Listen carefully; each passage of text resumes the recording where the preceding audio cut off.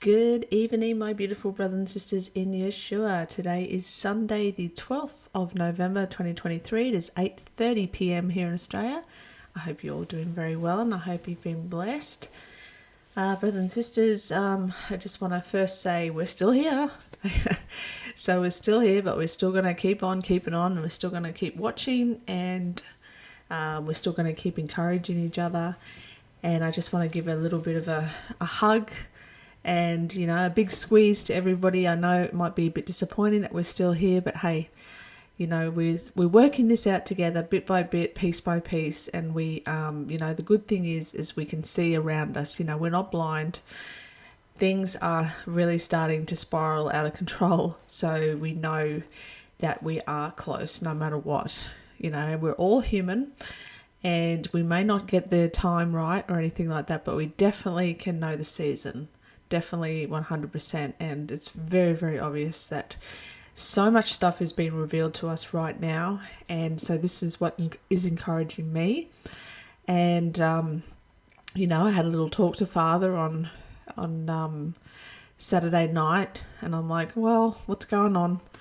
I feel so strongly about these things and, having a little whinge and carry on. But Father is so good, because by the next day I was like onto this study and just really excited to bring some things across to you, brothers and sisters. So I want to give you all a big cuddle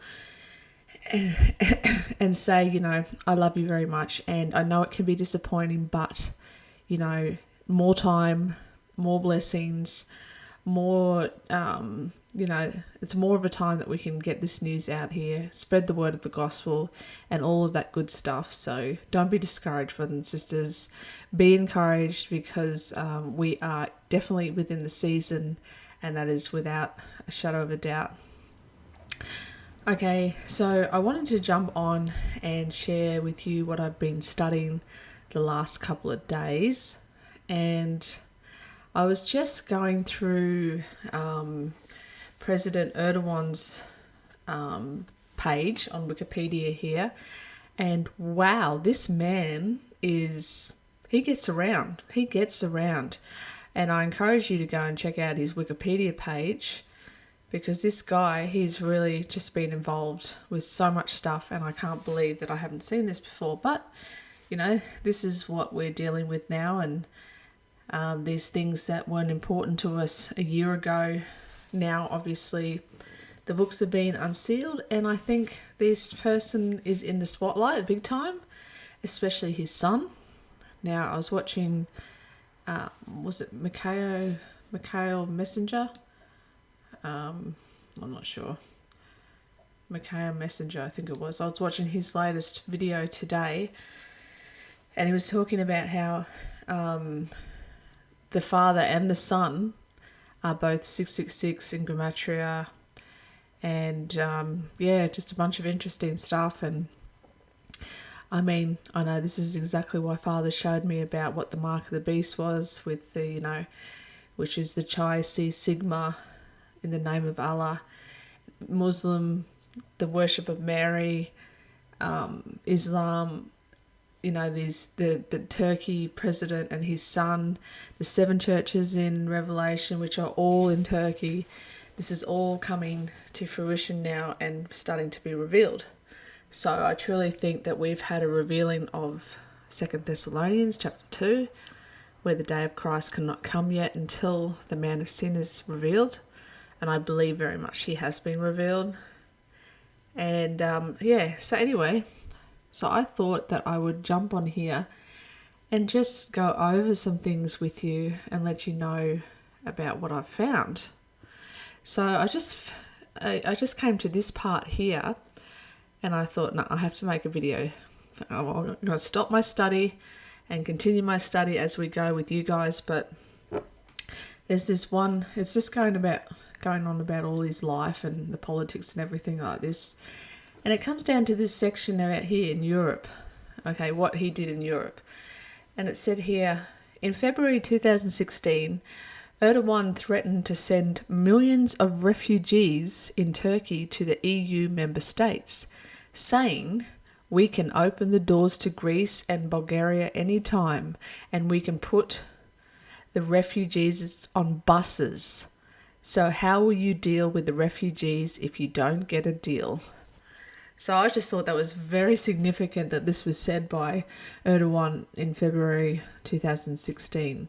He's like, basically, we got a bunch of we've got millions of refugees.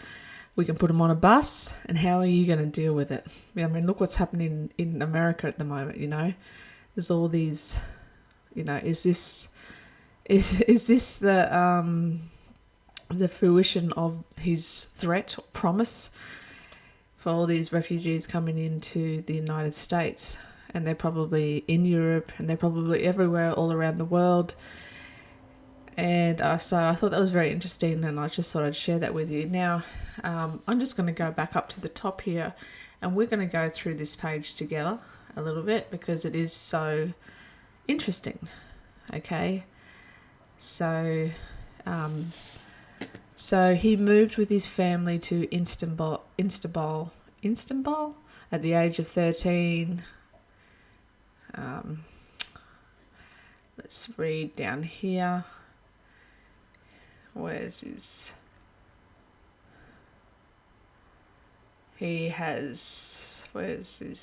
His children? We have Ahmet, which is Barack. Okay, Barack Erdogan. That's our main player here, brothers and sisters. Like this guy, I tell you, this guy is our main player. He's the ghost son, and he doesn't even have his picture here. And we did a whole, big video about him the other day. His birthday is the 4th of July, and he's 44 years old this year. And, he looks very much like the Statue of Liberty. And the Statue of Liberty looks like the painting of Lucifer that was done in I can't remember the year, 1769 or something like this. Is a picture of Lucifer. A very famous painting of Lucifer, actually, and like the Statue of Liberty looks identical to it, and this Barack fella looks identical to the Statue of Liberty. So there's all this amazing stuff coming up about that. Then we have this fella. I mean, what? Who's I've never heard of these people before, and here is Ezra.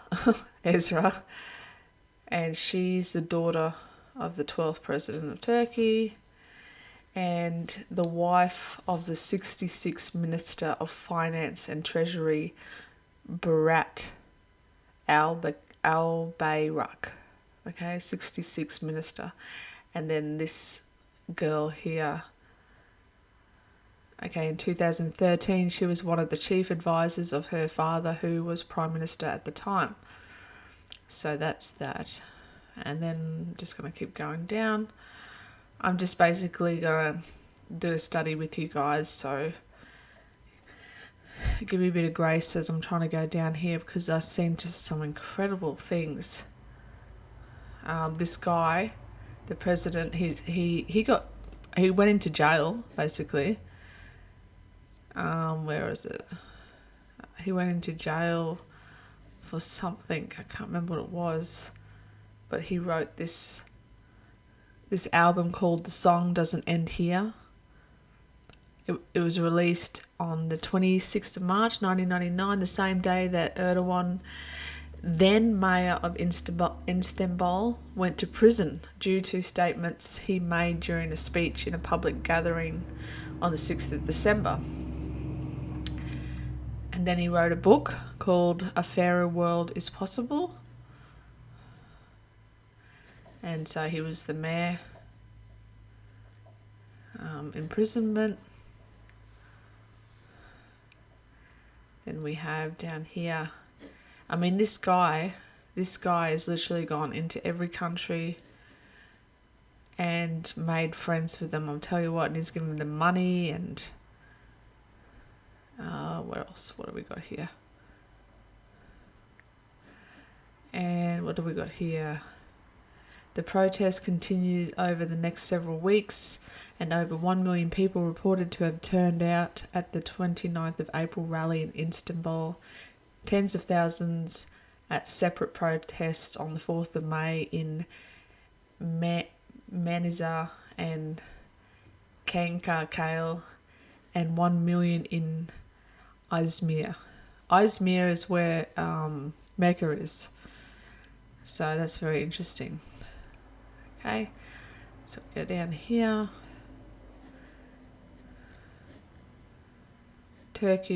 Kurdish-Turkish peace process.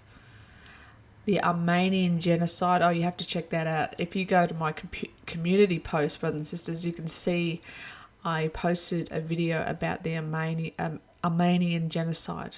It was horrendous. They literally just genocide a bunch of Christians, and yeah, I'm talking like millions of them. So check that out. It's human rights. He abolished the death penalty. Well, he didn't do it, but in 2004, the death penalty was abolished in all circumstances. And see, this is the thing. Prior to Erdogan being the president, there was this other fella that was president. And basically, when the Ottoman Empire fell, I think right at the end of the Ottoman Empire, they were going very secular. And so rather than the glory days of the Ottoman Empire, this fella comes in and basically he wanted to make friends with the West and, have the luxury of trading and things like this. But I think it's been Erdogan's prime objective to get it back to the glory days of the Ottoman Empire. And, I think that's his main objective here, and why this person is such an interesting character for this time and, the time that we're living at the moment. So education, infrastructure, justice, healthcare, foreign policies. I mean, look at this. Countries visited by, this guy. He's been around. He's a jet setter, that's for sure. He's even been to Australia. All of Australia and New Zealand, and he's been everywhere. This guy's literally been everywhere. The European Union. What else have we got here? Oh, yeah. Here we have United States. When Barack Obama became president of the United States, he made his first overseas bilateral meeting to Turkey in April 2009. And this is when he made that famous speech too. At a joint conference in Turkey, Obama said, "I am trying to make a statement about the importance of Turkey, not just to the United States, but to the world. I think that where there's the most promise of building stronger US-Turkish relations in the recognition that Turkey and the United States can build a model partnership in which a predominantly Christian nation, a predominantly Muslim nation, a Western nation, and a nation that straddles two continents," he continued, "that we can create a modern international community that is respectful, that is secure, that is prosperous, that there are no tensions, inevitable tensions between cultures, which I think is extraordinarily important." Turkey under Erdogan was named by the Bush administration as part of the Coalition of the Willing that was central to the 2003 invasion of Iraq. Okay, after the fall of Saddam Hussein, Iraq and Turkey signed 48 trade agreements on issues including security, energy and water. Interesting. Erdogan visited Israel on the 1st of May 2005, a gesture unusual for a leader of a Muslim-majority country. During his trip, Erdogan visited Yad Vashem, Israel's official memorial to the victims of the Holocaust.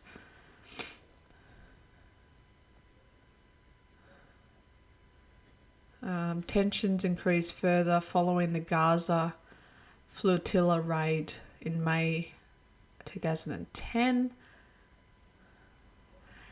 In February 2013, Erdogan called Zionism a crime against humanity.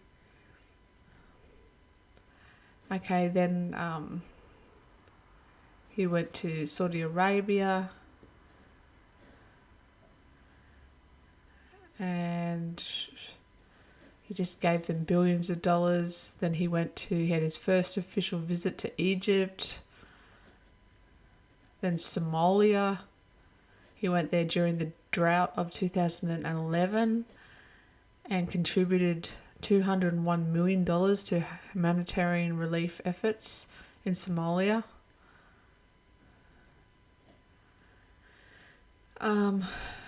So I just thought that was interesting, brothers and sisters, because it's good to know about these people, I think.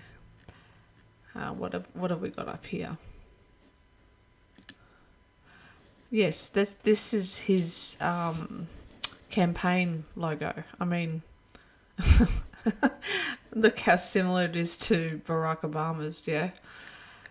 So that's very interesting. And Turkish involvement in the Syrian civil war. Oh, this is very interesting. Turkey's involvement in the Syrian civil war began diplomatically and later escalated militarily. Initially, Turkey condemned the Syrian government at the outbreak of unrest in Syria during the spring of 2011, and the Turkish government involvement gradually evolved into military assistance for free the Syrian army. I just remembered reading an article about how there was whistleblowers, and this was part of that coup, I think. Basically, there was a bunch of whistleblowers that were saying, nah, Turkey actually wanted to wipe Syria out. You know, Turkey basically came in and said, we're like, oh, you know, we condemn it, rah, rah, rah, but in matter of fact, they were really part of, you know, the attack against the Syrian people. So, which is exactly what's going on at the moment in the Middle East, you know, with Israel and Hamas. I think that, you know, there's been a lot of rumours that Israel actually owns Hamas. It's part of their plan. But anyway, I don't know anything for sure about that. Okay, then this is his son. And isn't it funny? It says he was born on the 5th of July, 1979. But down here it says he was born on the 4th of July, 1979. So they've got two different dates there. Very interesting that he's born on the 4th of July, brothers and sisters. As the video I did last video I did, I showed you and put a picture of him side by side with the picture, the famous painting of Lucifer and of the Statue of Liberty. And that Statue of Liberty has a chain around her foot, or his foot, whatever it is. And it's very interesting that, you know, I think it's Revelation chapter 17. It says, you know, the one that was not, and that will be, you know, because he's bound. He's bound, and this is why he is not at the moment. He's definitely bound, and he's going to be released very, very soon. And I think this is all come into play right now. So we have Revelation. Oh, yep, there's the 7 churches that are in Turkey. You know, Ephesus. We talk a lot about Ephesus there, and that being and you read in the book of Acts 19, the people of Ephesians, they were worshipping the goddess Diana, the goddess Diana. And there's so much information coming out now that Diana and Trump actually, Diana is actually the mother of Baron Trump. And so Trump and Diana actually had that child together. And it's just, the rabbit hole is unbelievable in all that kind of stuff, you know. And, you know, they worshipped the goddess Diana and the image that fell down from Jupiter. And Pergamos, that's where the seat of Satan is. It literally says where the seat of Satan is. So, I mean, all this is very interesting. Mary in Islam is incredible. When you go in and study and have a look about Mary in Islam, they venerate her so much, almost as much as, well, actually more than the Catholic Church actually does. Because I watched this whole documentary, and it was talking about how over there they will literally have a Catholic church next to a mosque. And they showed a bunch of Muslims that actually were going into the Catholic Church because, you know, there's statues of Mary there which they go and venerate. So they're all one and the same, you know, different heads of the same snake, basically. And this is why it was interesting. It was just coming back to my mind now about when I was talking about, you know, that guy over in Israel at the moment, Joseph Dunham, whatever his name was, how he was, you know, over in Israel waiting for the abomination of desolation to be set up. And he said that the shrine's already there. They're just waiting for the statue of Mary to be put up. So it's very interesting that Father brought that to my attention. And now when you read how much Islam venerates Mary, and basically they say that when Mary had Jesus, she was in a heap of pain, and she was told to go up against this palm tree. And then when Jesus was born, he spoke in the cradle, and that was supposed to be his first miracle, right? So that's very interesting in that. And what else do we have about her? I just find it extremely interesting that Islam and Catholicism, you know, all roads lead back to Rome, no matter which way you look at it. This here is in Egypt, in Cairo. This is the Masala, which is supposed to be an image for Mary's reverence. I mean, it's an obelisk, like, you know, obelisk, whatever you call them. Oh yeah, this is Islam in Turkey. As much as 90% of the population, in Turkey, according to the government, 99.8% of the Turkish population is Muslim. I mean, look at this. This is a picture of a percentage of population of Muslims in the world. Okay, this is 90 to 100%, the dark green ones. But it's everywhere. It's literally everywhere, except for... That's amazing. It's amazing that Australia is completely covered. So 1 to 7% of Australia is Muslim. And it's amazing here that Brazil and Mexico and all that. Oh, I thought that they had a high population of Islam there too, but obviously not. So that's that. The Ottoman Caliphate. The Ottoman Empire was huge. Okay. I mean, it just took over everything. And these buildings over here, this mosque in Istanbul, is absolutely huge. I mean, look at it. It's like a fortress. And Erdogan has said, you know, if you wanna go, you know, basically saying, you know, step up, let's go. If you want to bring, you know, a fight against the cross and the crescent, So he's been very open to say to the West, you know, if you want to take us on, we can have that, because I want to bring that Ottoman Empire back. Okay.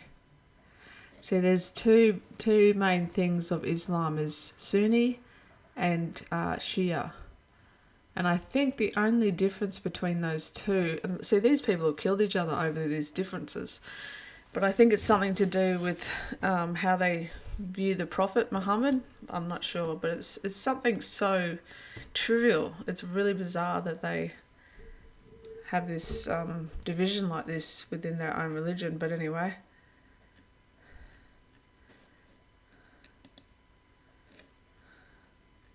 This is Sunni Caliphate.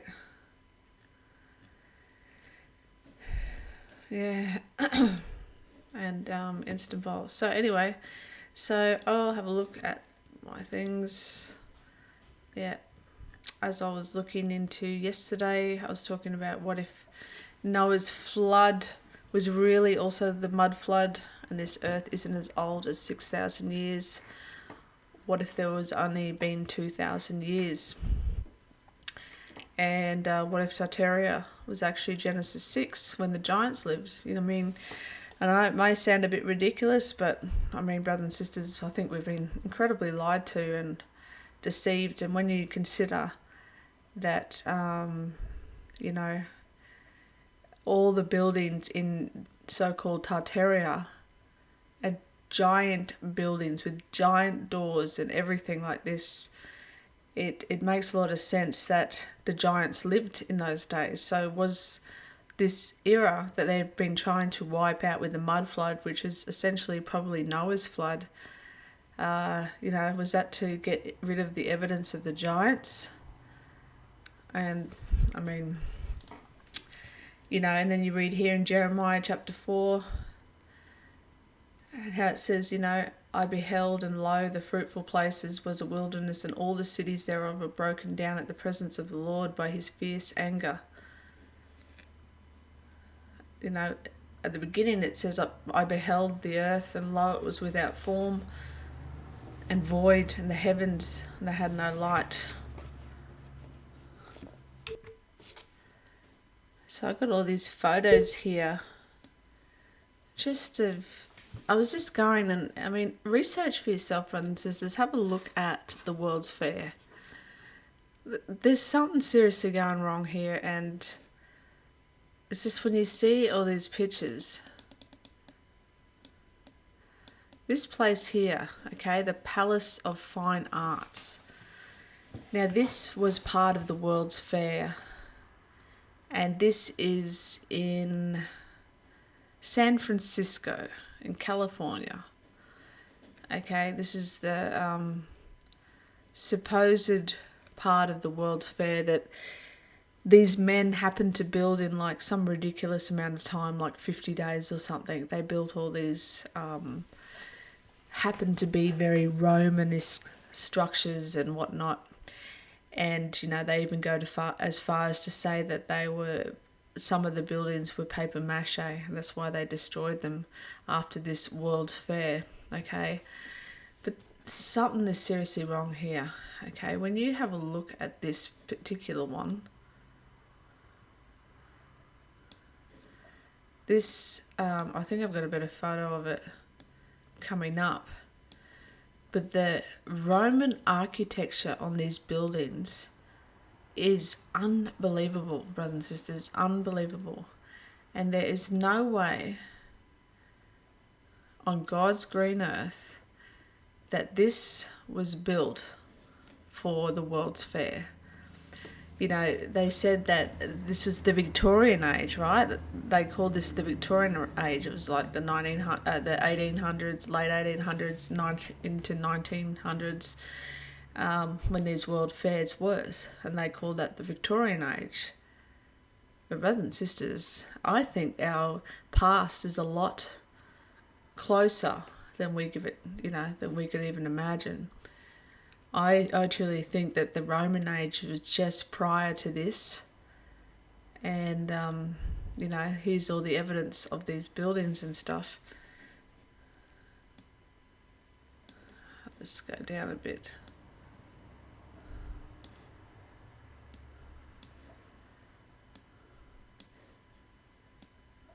It's the Liberty Bell. And there just happens to be a big crack right through the date. I mean, this was the World's Fair here. They literally said that they built this in 55 days. 55 days. And they said a lot of this was paper mache. And it's so weird, after the World's Fair that lasted for about 6 months in each country, in each place, they destroyed all the buildings. Like, talk about sus. Like, look at this. Look at this, the architecture on these buildings. Look at the size of the archways. You telling me that a human being, like our size, look how small these people are here. You're telling me that they built this? I don't think so, brothers and sisters. I think the giants built it. And then we have the Columbus Tower. This is in, I think, San Francisco, the Columbus Tower Centennial Building. And this was completed in 1907 and survived the 1906 earthquake and fire. Now, this is what I tried to show you before. I think it was in the year 895. They showed you some footage of San Francisco on the tram line that went down Market Street. And right at the end of the tram line, it was the building, and it said erected in 895. And then now that very building is still there. It survived the fire, and now it says 1895. And it's just, it's just something seriously wrong.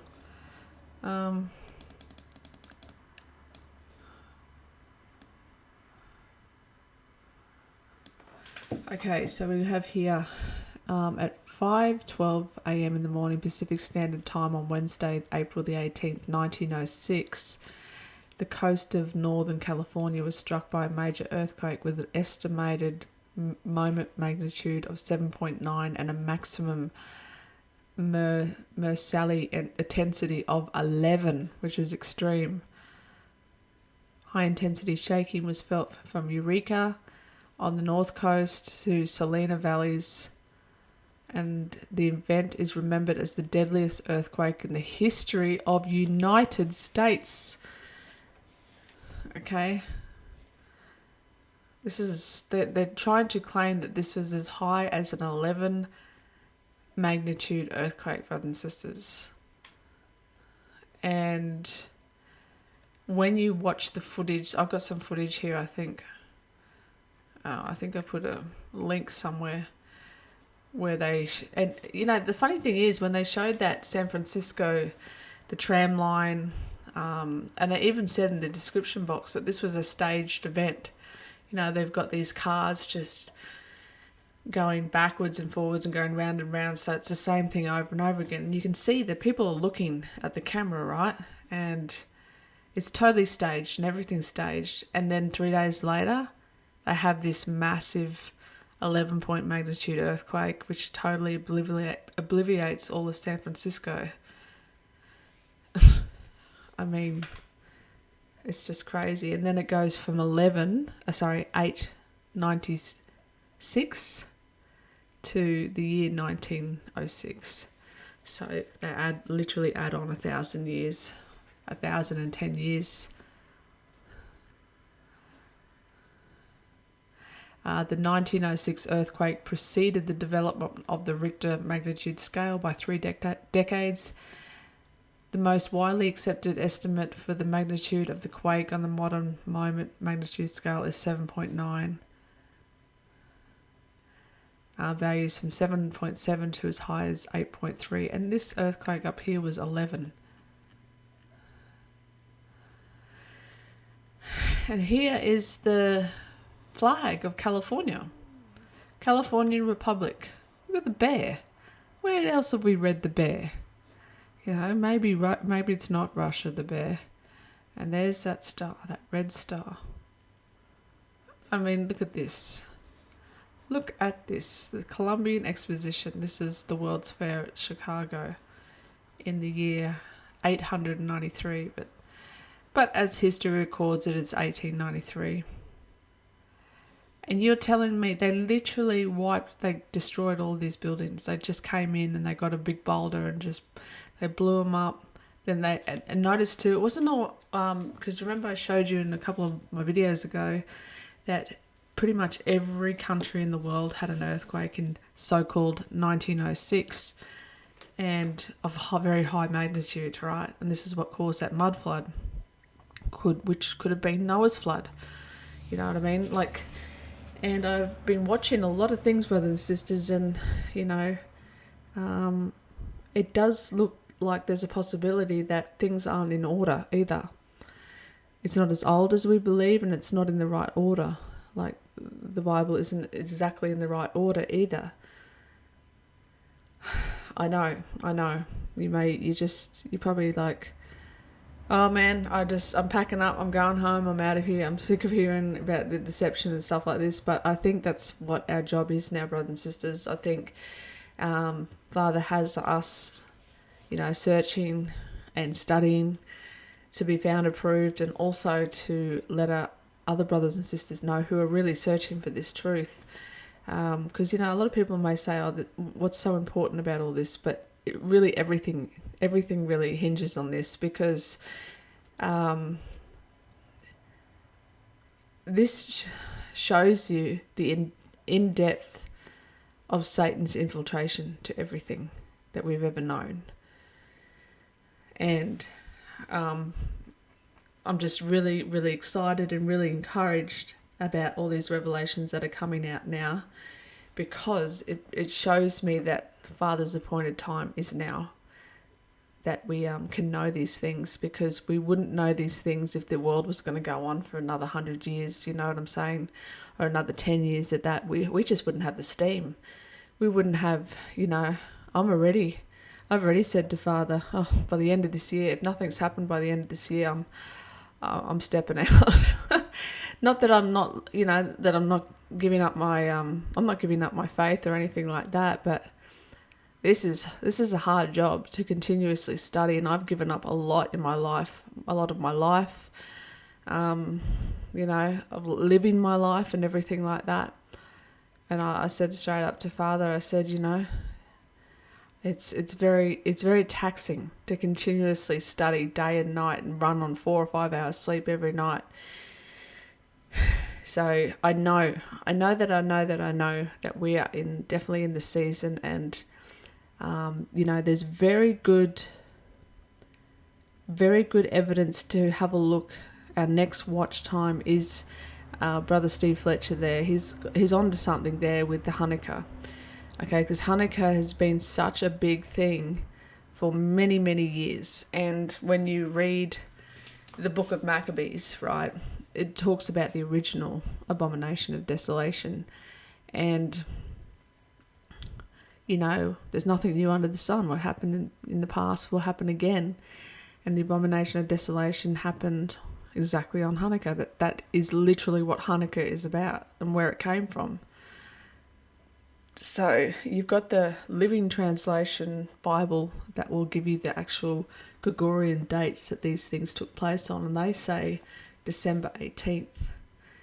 But, I mean, if you go back a couple of months ago, you'll see that I did 2 high watch dates, and one was in October and the other was in December the 12th, 13th. They were my 2 very, very high watch dates because of the calendar, you know, being 210 years and 3 months off. So what we thought in September was the 7th month really turned out to be in December. And who knows, it could be wrong too. But, you know, we've just got to keep going. We've just got to keep going because we're all going to run out of steam eventually. So I know Father knows this. And a lot of people say, you know, I hope it happened on 11th of November because I haven't got anything left. He will continue to give you enough. Believe me, brothers and sisters, he will. Because I go through the same roller coaster ride as you do. But I'm determined to see this through because I don't think this revelation, this opening of Daniel's books are happening for no reason at all. You know, and if we've got these major prophecies going on, we've got the army surrounding Jerusalem, you know, we've got, you know, the revealing, I believe, of the beast, the Antichrist. We've just got so many things that say, yes, now Christ can come. Because we had to wait on these things. We had to wait on the you know, the armies to surround Jerusalem. We had to wait on the revealing of the man of sin first. And now we can say, yes, now we can say that Christ can come at any moment, any time. So we keep looking on. So yeah, here's San Francisco in 1910, which I believe is 910. I mean, look at what is the purpose of these massive buildings. Okay, this is a painting. You know, this woman's holding a book that says school book, but she's holding the telephone wire or whatever that is. And, you know, to me it looks like, you know, is this the one of the angels that comes through, one of the three angels of Revelation? You know, whoa, the Babylon has fallen. I mean, this is one of the World's Fair in Panama Canal, the big statue of Neptune. And look what they did. After the World's Fair, they just demolished. Why? Why? Oh, and then the Eiffel Tower. There's a whole big thing in the Eiffel Tower itself. The Eiffel Tower was built for this World's Fair, right? Because this is the World's Fair here in Paris. And this was like the main, you know, thing.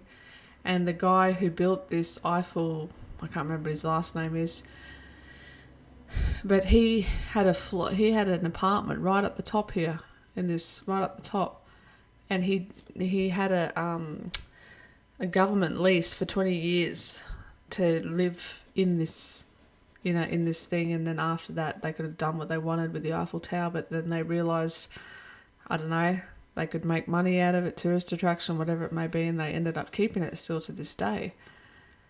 But this guy was like an evil scientist because that's what he did.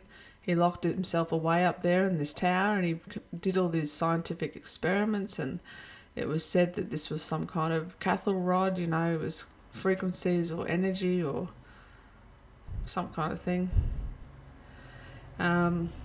See, the Eiffel Tower, it was originally designed as an entrance. Okay, so this is supposed to be the entrance to the World's Fair. Built for the 1889 World's Fair, the tower was originally a monumental gateway like the Arch de Triomphe, as well as a showpiece for the new revolutionary iron lattice architecture. So far, it's lasted 113 years beyond its scheduled demantling date. And this here is that Arch de Triomphe. I mean, look at this city, brothers and sisters. Look at this archway here and how this city is built around it. And there's the tower, the Eiffel Tower. And then there was this rumour a mosque was going to be on the first floor of the Eiffel Tower.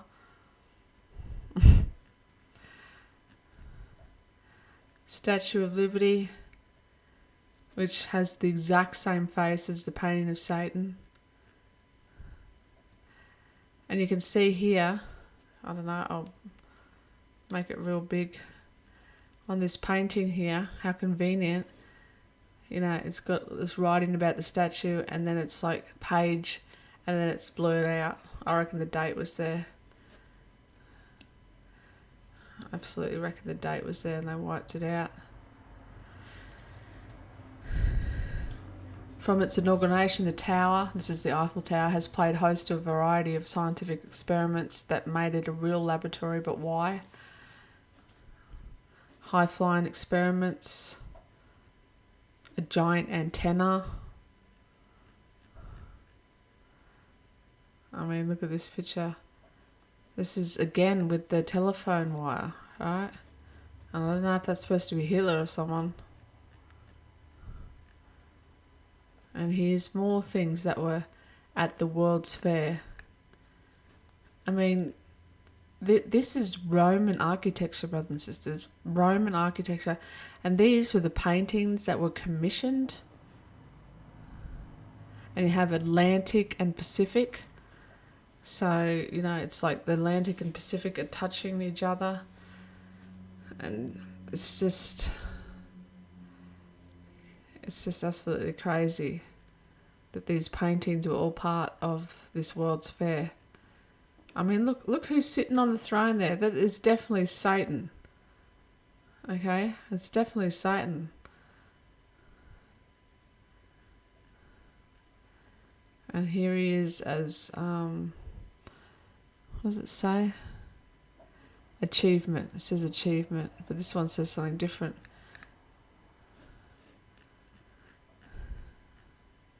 Oh, King Solomon, oh my goodness. So, biblical giants, Nephilim believed to be alive in Solomon Island. So I watched this documentary on Solomon Island, and they're saying that, you know, when King Solomon sold, or basically, sold all of the temple's jewels and stuff to, was it Queen Sheba, I think, for 666 talents. Well, basically, all of that gold and temple stuff is supposed to be on Solomon Island. And they said between the year 1595 and 1606, all the explorers came to this island because they wanted part of this treasure. Right. Same here. This is a building. It says Anno DCCCXC, which is 890, I think. I think that's 500, 600, 700, 890.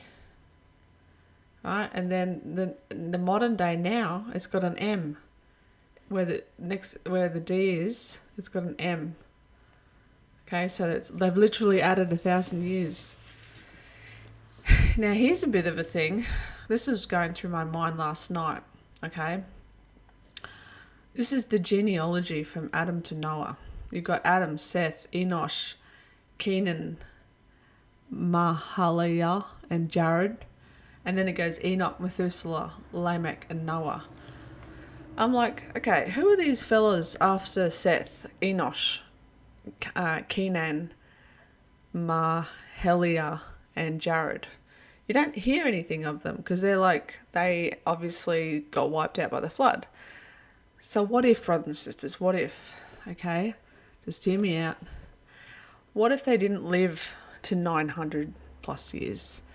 What if it says, like it says in the Bible, that a generation is like 70 years and 80 years, but, you know, it's going to be hardship. All right, let's even say 100 years max for a generation. I mean, why would you start having children when you're 130 years old? It just makes absolutely no sense at all. So the Bible gives us a clue about how old a generation is. So if you take these four people, Enosh, Kenan, Mahalalel, and Jared, out of the equation, you've got 1, Adam, Seth, 2, Enoch, 3, Methuselah, 4, Lamech, 5, and Noah, 6. So what's the possibility that Noah is in the year 600? Okay, Noah is in the year 600. Because when you have a look in the, if you type in when did the flood of Noah happen, it'll say in the year 1656 Anno Mundi, which means the year of the world. So the flood apparently happened in the year 1656 from the creation of the world. What if the 1,000 years has been added on to the other side as well? Because that year 656 fits perfectly with that theory I just said. You don't hear about those other fellas that are mentioned in the genealogy. So this is just something I'm throwing out there. So if anybody can add to that, or you've been thinking the same thing, or maybe you've got something to go with that, I don't know. So I just wrote here, what if each of these people had 70 to max 100 years per generation? That would make Noah's flood around the year 600 to 650-ish. Records indicate it was 1656. And who are these people? Enosh, Kenan, Mahalalel, and Jared. And think about this. The first 5 books of the Bible, or the Torah, they repeat themselves just like the Gospels do.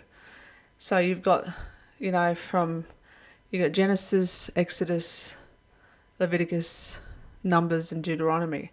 They're literally the same story over and over and over again, 5 times.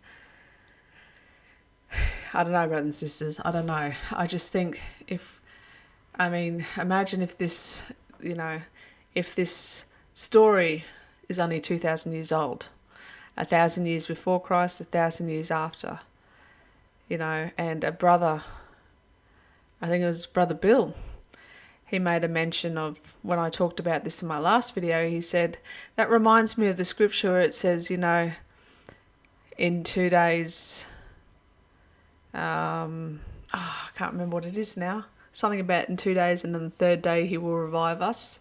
What if that was it?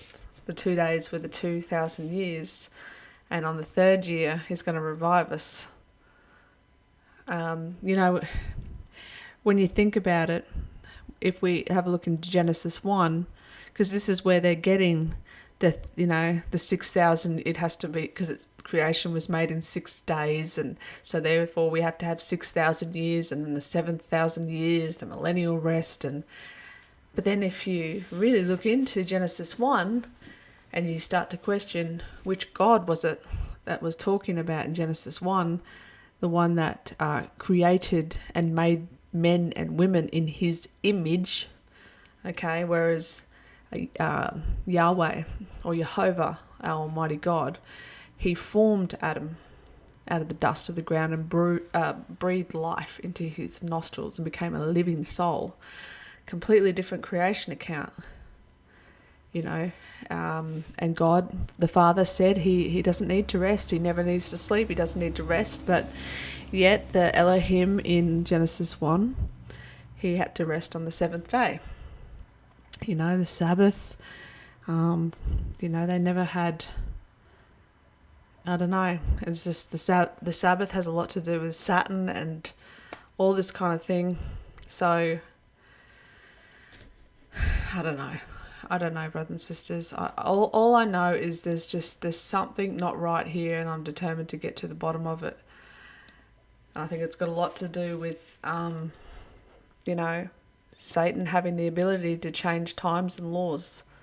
And I think this is where he's confused a lot of people. But also, in the same respect, so many worldly people now who have been onto Tartaria and talking about the mud flood and everything, that didn't have, that were very sus on religion and didn't believe in any, like Christ and anything like that. The wonderful thing is now that because evil's so prominent on this earth, I think a lot of people are realising that if evil can be so in your face, then by default, there has to be something good. There has to be the other side as well. So I think all this revelation that's coming in the world right now is, God's way of making the entire world aware of his presence. even if it is by default or people trying to debunk things, or, because when people go and search things out to try and debunk, they end up sometimes becoming believers. So, this could very well be, I don't know.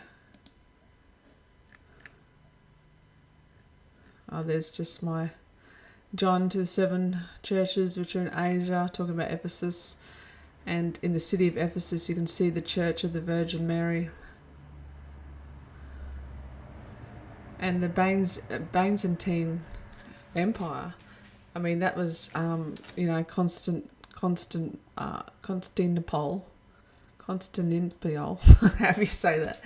That's what the Ottoman Empire totally took over. That was their capital.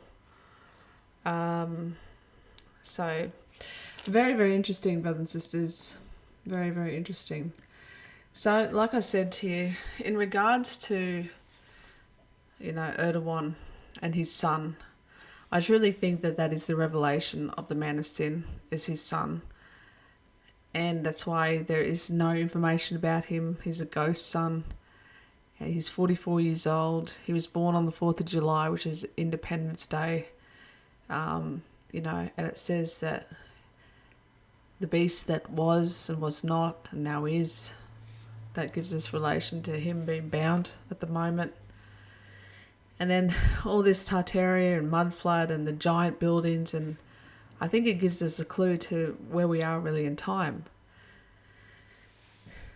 And when you think about it, because people think, 2,000 years isn't long enough to squeeze all the history in that's in the Bible. But really? When you think about, if we just want to take 1776 when America was so-called founded, you notice the word founded too. A place was founded because they found it. When you have a look from 1776 until the year 2023, it's only like 300 or 400 years. And look at the revolution that they had, in the Industrial Revolution, all the things that they have today in relation to AI technology, and it didn't take them very long to do that, did it? So, I mean, they had a completely different knowledge back then to build these, 200 feet buildings with archways that were like, I don't know, 150 foot or something. Who'd know? Who knows? It's just so funny that they say, all these people, they loved the Roman architecture, so we just built all this stuff to create this fantasy world, and but by the way, we're just going to destroy everything afterwards, and this is why they had the great fires in every single nation in the world, and the great earthquake in every single nation of the world.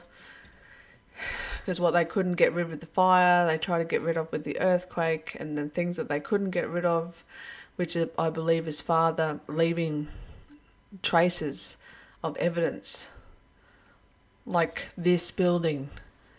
I mean, think about it, brothers and sisters. Imagine if the Roman Empire was like 300 or 400 years ago. That is crazy town. That is crazy town. And imagine if Noah's flood was,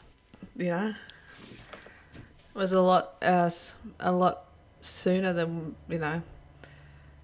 than we even realised, and it wasn't so long ago that it happened. Atlantis, was that was all part of Atlantis, and the fact that there's talk about the Mississippi River, I think, that is really the Euphrates River. I watched a video the other night of a brother who is very, it was amazing, absolutely amazing. He seems like somebody after my own heart, because his whole family pretty much turned against him and called him crazy. And he's been spending his days searching and going to these places, and showing that, the dragon is, in these rocks and these mountains, and it's unbelievable. unbelievable what Father is showing different people. And it's only the strong-willed. It's only the strong-willed that can continue on through all adversity. You know, that's what I was saying to Father. I said, Father, I've given up so much. You know, is this crap? Is this bull poo? You know, all this stuff. And I just know that the redemption, regardless of when it is, it will be, because the redemption is written from Genesis to Revelation. You can absolutely see that God loves his people, and in each circumstance of disaster, God's people were delivered. So, I'm going to rest assured with that knowledge that no matter the time or the date or when it is or what it is, even if we're going to go through, even if it turns out that we're going to go through the Great Tribulation, we've got Psalms 91 there. It said you're going to see these things with your eyes, but nothing will come near your tent. So either or, we're looking sweet. You know what I'm saying? We have that assurance that Father has our back no matter what, even if we have to go through, the worst time in history. That's like the worst case scenario is if we have to go through the worst time in history. We've got Psalms 91. We've got the whole Bible that really relates to us, that ultimate protection, if we're God's children. And it doesn't matter what happens, I mean, look at the story of the Exodus. They're right on the edge of a cliff, and they're like, oh my goodness, the Romans are coming to get us. We're going to die. There's a big sea of water in between us and the other side. And then all of a sudden, a 50-foot wall of water gets parted. And this is mentioned in China too. They've got records in China that they've seen this 50-foot wall of water when the Red Seas were parted.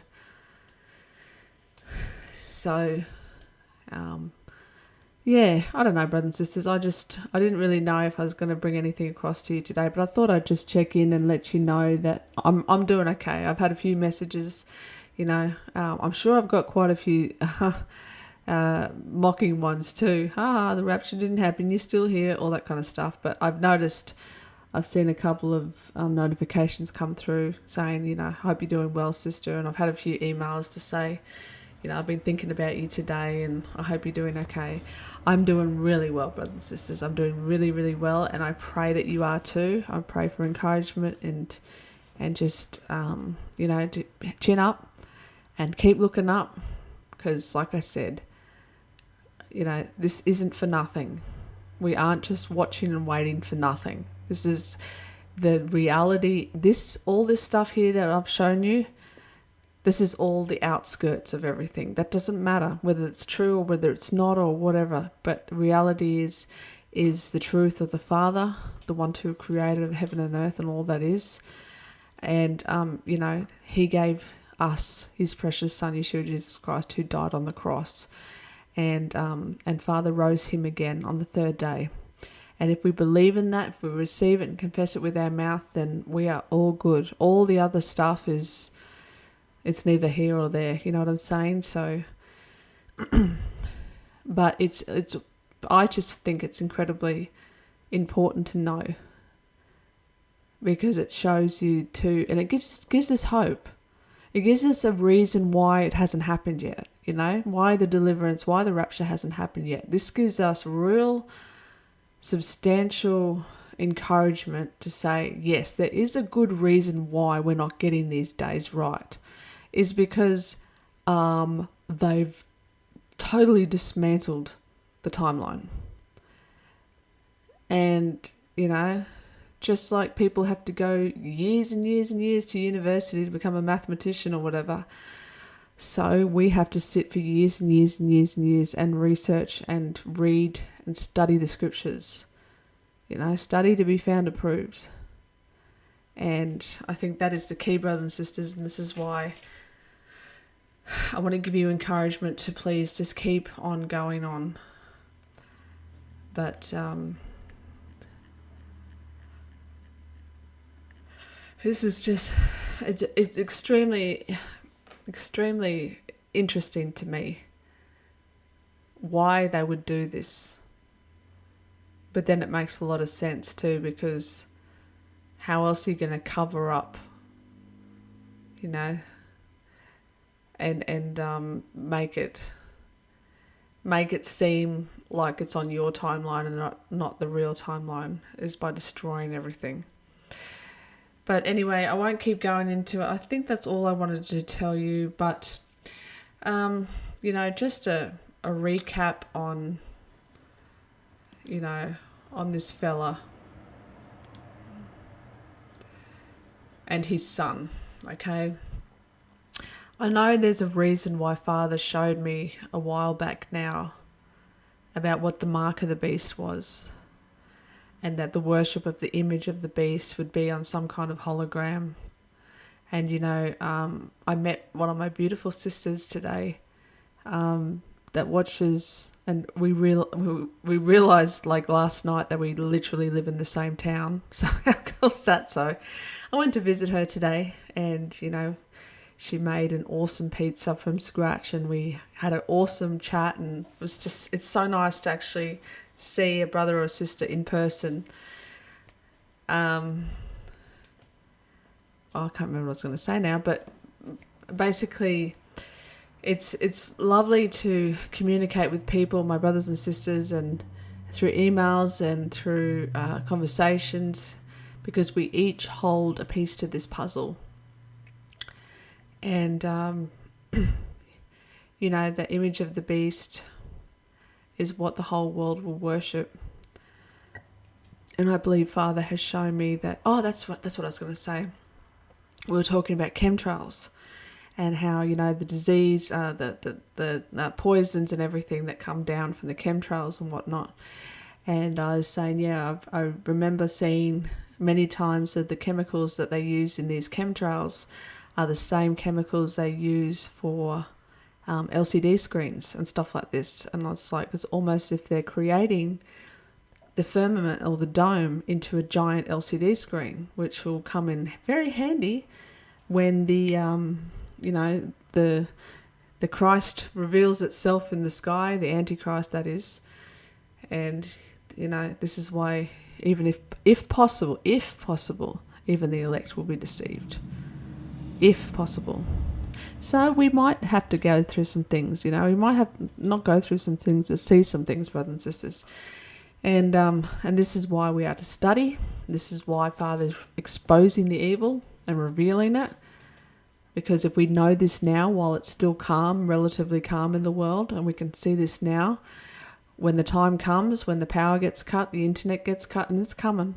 It is coming. The cyber attack, all this stuff, it will come. It will come, and then we won't have a chance to talk to each other anymore. And if we don't let people know about these deceptions now, then it's going to make life a lot harder. The deception's going to be a lot greater. So many people are going to fall for it. I tell you what. It's going to make fire come down from heaven. And that's amazing. That goes right back into how I was saying, that Satan is in the bottomless pit right now. And that is in the Kaaba in Mecca, that black temple. That's where Satan's bottomless pit is. And, that's the worship that anti-clockwise going 7 times around. And they're just giving him energy day and night, day and night, day and night. And everyone around the world is facing Mecca when they have their 5 times a day prayer. And it really, it's crazy town, brothers and sisters. You can see the whole world right now. The whole world, siding with Palestine, who are really the Philistines. Let's not kid around here. That's the reality of it. They're the Philistines. And they've wanted to wipe Israel out from the very beginning of the Bible, for the very beginning of time. And, there's so many things that we could talk about and go into, but I think we'll just leave that for another time. I just wanted to check in with you, brothers and sisters, and let you know that I'm all good, and I pray that you're all good and that we're encouraged. And yeah, it sucks that we didn't go, but you know what I mean. It's all in God's timing and all in His perfect timing. So I have no doubt in my mind that something very significant happened on the 11th of November, and we will find that out in weeks or months to come. Who knows? Hopefully we don't have to go past 2023. I really don't want to go past 2023. But if we do, then so be it. But it can't. It just, I was saying to my sister today that the from the jibby jab, all of the people that were jibby jabbed, and now this new generation, all these these jibby like COVID babies, they're just on another level. They're born and they're already crawling and holding their neck up, and they're just on another level. So the generation that's coming now is manipulated to the max, and it's not God's creation anymore. So it can't go on. It cannot go on. He had to shorten the time, otherwise no flesh would survive. And sometimes I think that's possibly talking about the amount of time that we had on this earth. Maybe it is only 2,000 years. How much could happen in 2,000 years? A lot, brothers and sisters, a lot. But anyway, I don't want to keep rambling on. I don't think there's anything else I really wanted to talk about other than what I've already spoken about before. What are we on? Oh yeah, an hour and 11 minutes. All right, my beautiful brothers and sisters, I love you so much, and I pray you are blessed, and I pray that the Father blesses you and the Son blesses you, and that you just keep your chin up and keep loving one another, keep spreading the gospel. And if I don't see you in the next video, I'll see you in the skies. God bless you. I love you. Bye-bye.